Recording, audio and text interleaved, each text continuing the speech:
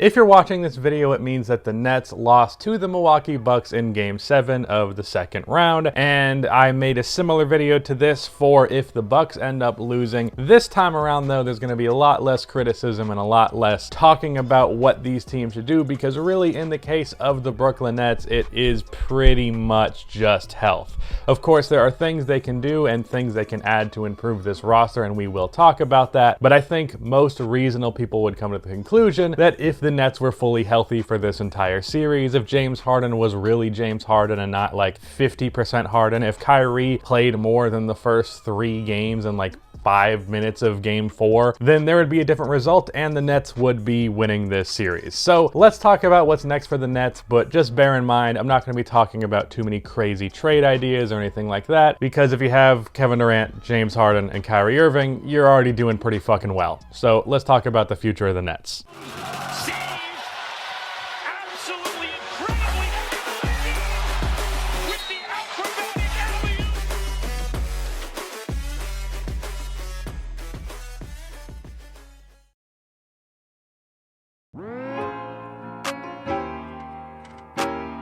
Before I continue on with this video, about half of the people who watch these videos are not subscribed, so if you fall into that 50%, then subscribe. Also drop a like on this video, it only takes 1 second, it makes a massive difference. I'm trying to hit 200K on this channel by the end of the year, so your subscription would be much appreciated. Also, I do have to mention that my reaction to Game 7 will probably go up about 2 or so hours after this video is posted, so if you want to see my direct reaction to that game itself, that is going to be over on my second channel, where you should also subscribe because I'm trying to hit 100K on there by the end of the year. Now, just to start this off, again, I do want to emphasize that this video is not going to be suggesting anything crazy, because 90% of the reason why the Nets ended up losing this series was injury, and if they were healthy, they would have been fine. 90% of the problem with this roster in the playoffs has been injury. So next time around, when they run it back, just being healthy is going to make a world of difference, more so than any other move they could potentially be making. So let's focus on that 10% of things that they could change to make their life a little bit easier on top of that health. Looking at this roster, it's actually quite a bit deeper than we originally thought, partially through mid-season acquisitions, but really just because some players stepped up. Jeff Green, Blake Griffin, Bruce Brown, and Landry Shamet, as well as Nick Claxton, are all really good to great for this team. So probably the biggest part on their to-do list is just to bring back these guys who are not under contract. Jeff Green, Blake Griffin, and Bruce Brown are all free agents. Now, Green and Blake you can probably bring back for relatively cheap, especially with them being older and just looking to compete for a championship. They're probably going to be willing to take a little bit less money than they might get offered from like the Charlotte Hornets or something. However,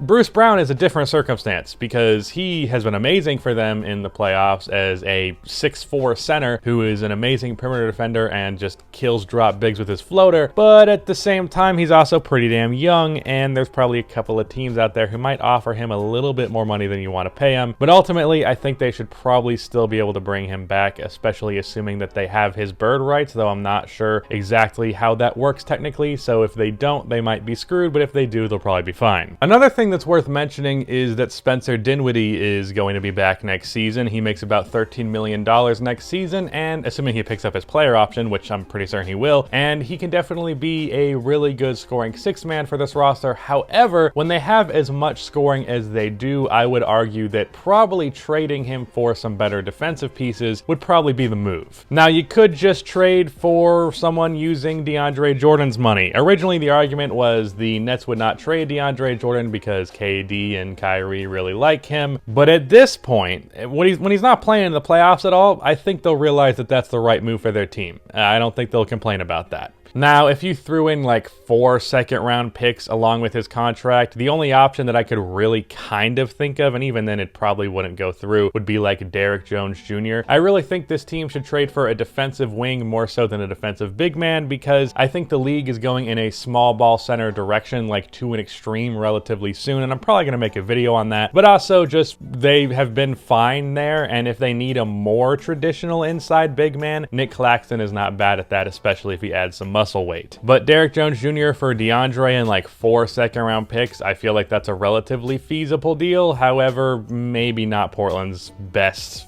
cup of tea or something. I don't know where that metaphor went, but you get it. The interesting thing, though, is that you can pair DeAndre Jordan as well as Spencer Dinwiddie, and you get up to $23 million, and that can get you a little bit more. That being said, the actual list of players who are good defensive wings who are worthy of getting rid of Spencer Dinwiddie is actually not that long. Really, the only move that I could think of was a combo move where you get Josh Richardson as well as Dorian Finney-Smith from the Dallas Mavericks, also probably throwing in some second-round picks there. So the Mavericks get a scoring guard who can create off with the dribble and create his own offense outside of just Luka and kind of Tim Hardaway, and then the Nets get a fantastic 3-and-D player in Dorian Finney-Smith and a not bad player in Josh Richardson. Now, you could just hold on to the roster that you have and just add a defensive wing in free agency. Really, I think that's what they need to address the most is perimeter defense, because I really don't think interior defense is as big of a problem for them as many people will make it out to be. So there are some cheap free agent options they could go for that they could probably sign, even though they have no salary cap space. They can get them on pretty much near minimum contracts. For those guys, I have Torrey Craig, maybe Trevor Ariza, Mo Harkless, Nick Batum, and Rondae Hollis Jefferson. Pretty much all of those guys I think go for no more than like $2 million. Maybe Torrey Craig and maybe Trevor Ariza get more than that. Those might be the most hopeful options. That might be a little out of reach, but other than that, those guys are definitely obtainable. But outside of that, I mean, shit, if you have Kevin Durant, Kyrie Irving, and James Harden, there's not much I can tell you to do that's going to elevate your team from there. You're already pretty damn high. It's really just a matter of health. I'm sure some people would say, hey, they should improve their medical staff, but I mean, what do we really know about what's going on behind the scenes? If we have some history of teams like fucking up with injuries all the time throughout years, like the Chicago Bulls, for example, but even then you can just make the argument, well, those players are just injury prone. So I don't even know that I'd go with that criticism. So wouldn't even lean in that direction. Don't really know what's going on behind the scenes there. And also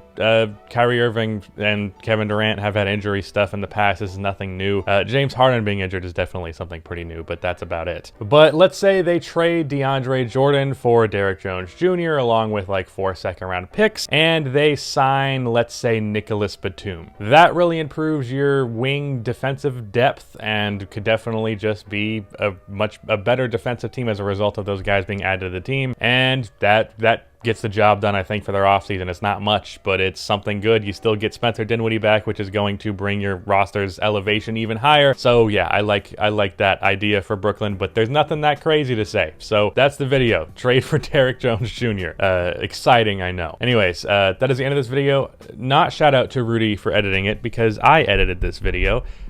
Stupid guy had to go hang out with his dad on Father's Day. What a loser. So that's the end of this video. Please be sure to like and subscribe for NBA content like this, and keep you out your music.